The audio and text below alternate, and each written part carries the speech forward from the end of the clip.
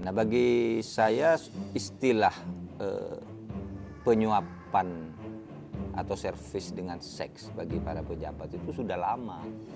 Sejak zaman Orde Baru itu kan sudah kita dengar kalau ada pemeriksaan ke daerah, ada pejabat-pejabat tertentu yang uangnya sudah banyak. Tapi justru yang dipesan itu macam-macam, ada ayam kampung, ada apa, itu sudah terkenal zaman Orde Baru. Kalau mau dianggap gratifikasi itu dibolehkan oleh hukum asal dilaporkan dalam waktu 30 hari. Nah, kalau misalnya dilaporkan kan selesai. Kami menganggap bahwa itu sudah ada dalam undang-undang ya. Meskipun nanti perdebatannya bukan di situ terletaknya, tetapi perdebatannya adalah sejauh mana nilai dari gratifikasi itu dalam bentuk rupiah, karena di undang-undang itu selalu dikonversi dalam bentuk rupiah ya. 10 juta itu penegak hukum yang membuktikan bahwa gratifikasi itu adalah suap. Sebaliknya di atas 10 juta itu yang menerima itu yang harus membuktikan bahwa itu suap atau bukan suap. Nah, sekarang soal wacana perlu atau tidak dibuat satu aturan tersendiri spesifik soal gratifikasi seksual. Anda sependapat dengan itu, Pak Pasek? Kalau dilihat dari modus bahwa itu menjadi bagian untuk memperlancar penyalahgunaan wewenang, maka itu menjadi sesuatu yang perlu ditata dan diatur ke depan. Meskipun saat ini memang ada satu ayat, hanya satu kalimat kata saja, dua kata saja yang masih memungkinkan ditafsirkan, masih sangat lemah dia, yaitu ketika aspek gratifikasi dengan bahasa uang, barang, tiket perjalanan, macam-macam semua itu, diskon, sampai kemudian dan fasilitas lainnya. Ini kemudian ditafsirkan bisa ke sana. Hanya ini ada kelemahan yang tadi saya katakan. Dia ada kewajiban kalau misalnya orang itu tidak mau menerima, dia melaporkan ke KPK 30 hari, itu akan sulit.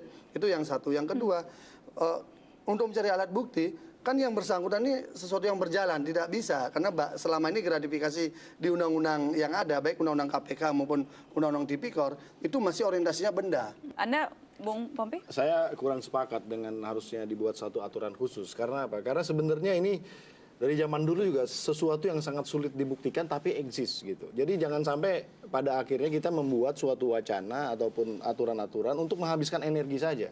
Padahal fokusnya kan menjerat seseorang itu dalam konteks yang lebih besar. Tapi menurut Anda ini sesuatu yang memang patut untuk diatur atau sesuatu yang mengkhawatirkan tidak ini? Ya, kalau menurut saya justru kalau ada tendensi seperti ini adalah peluang bagi penyidik untuk bisa menjerat seseorang lebih mudah. Karena apa? Karena ada orang ketiga yang terlibat dan orang-orang ini adalah orang-orang yang bisa diajak bicara. Jadi ini bisa mempertajam budaya penyidikan yang ada gitu ya. Karena kalau penyidik sekarang hanya berbasis pada HP, berbasis pada ini, dia bisa membuat suatu saksi yang ada di dalam suatu ruangan yang istilahnya bisa menyaksikan berbagai macam hal sebenarnya. Ini adalah peluang bagi penyidik untuk masuk ke arena itu sebetulnya. Jadi lebih untuk membantu mengungkapkan kasus, tetapi tidak untuk kemudian dinilai satu tindak pidana yang terpisah Anda bicara sendiri. saya mengenai private investigasi dan lain-lain, ini adalah satu cara yang bisa dimainkan gitu untuk membongkar berbagai macam korupsi yang tapi ada tidak sekarang. diatur tindak pidananya tersendiri, gratifikasi seksual. Karena bagaimana membuktikannya? Zaman Rasul aja ketika terjadi hukum rajam sangat sulit membuktikan itu.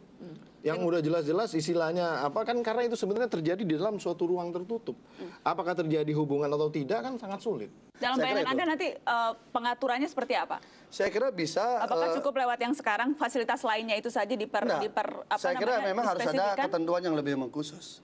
Ketentuan yang lebih mengkhusus artinya bahwa sampai batasan mana saja. Karena dalam hukum pidana itu, dalam aspek legalitas, unsur-unsur hukumnya harus jelas. Misalnya memang dia adalah sebuah fasilitas yang terkait dengan hubungan seksual. Misalnya, apakah tidak perlu dibuktikan lagi apakah itu sudah terjadi peristiwa hubungan seksual ataupun tidak?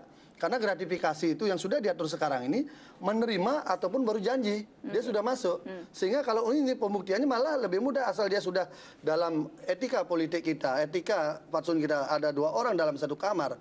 Kemudian dalam posisi bahwa orang ini sedang berkepentingan dengan si A, ini kan rangkaiannya ketemu dia. Meskipun dia mungkin tidak rangkaian yang tunggal, yang saya katakan, pasti tidak mungkin hanya ini saja hadiahnya. Tapi dia akan bisa dirangkaikan oleh penyidik dengan betul terakhir, apa ingin menang proyek atau ingin menang kasus, macam-macam kan begitu. Ya, tapi yang saya kasih catatan adalah energinya jangan terlalu besar dalam konteks menguak itu, karena kan harusnya the big picture. Anda tidak melihat ini sesuatu yang sangat krusial untuk dibahas? Energinya tidak penting untuk... Bukan masalah itu. Intinya adalah ini memang sesuatu yang negatif tadi betul dan harus diberantas. Tapi kan ini kan masalah moralitas yang sebenarnya selalu ada di diri kita semua. Agak berbeda dengan kasus korupsi dan lain-lain yang relevansinya dengan kepentingan sebetulnya. Belum tentu juga moralitas. Dalam beberapa kasus itu bahkan servis pelayanan seks itu menggunakan uang APBD loh. Oh ya, itu kan sebenarnya dalam konteks hal-hal yang seperti itu, yang seperti saya bilang, itu kan tetap nanti terjerat di dalam konteks penyelewengan APBD-nya. Begitu sudah ada basisnya. Tapi dalam poin yang tadi, yang servis yang tadinya ini kan sebenarnya adalah sesuatu yang ya istilahnya barangnya begitu, apa namanya, dan akan sangat sulit diraba. Apakah tadi sebetulnya dijanjikan itu janjikan apa, diberikan atau bagaimana? Tapi kalau misalnya belum terjadi, kan belum zina juga, kan belum negatif. Kalau digratifikasi, ini minta maaf nih, makanya gini, harus dipisahkan ya, harus dipisahkan. Kalau zina itu memang beda. Kemudian kalau kejahatan perkawinan beda lagi. Kejahatan perkawinan itu hukumannya sampai 5 tahun. Apa dia? Seseorang tuh belum cerai, kemudian dia kawin lagi, si ini melapor, maka hukumannya bisa 5 tahun. Ini sudah jadi hubungan seksual, padahal suka sama suka. Dalam perspektif tertentu, ini dianggap sesuatu yang positif. Orang mereka udah kawin kok. Tapi ternyata dalam undang-undang kita saat ini, itu masih dianggap sebagai kejahatan. Sama dengan zina. Itu sama suka, tapi kemudian dalam perspektif publik, itu dianggap sesuatu yang menyimpang. Maka dia diaturlah di dalam kamar yang sifatnya pidana. Bukan di kamar yang harus dilindungi gitu loh. Meskipun soal pembuktian mungkin beda ya. Kalau benda tetap saya setuju. Itu tidak sampai janji. Kalau urusan ini saya kira kalau hanya janji saja sangat berbahaya. Pembuktiannya sangat sumir.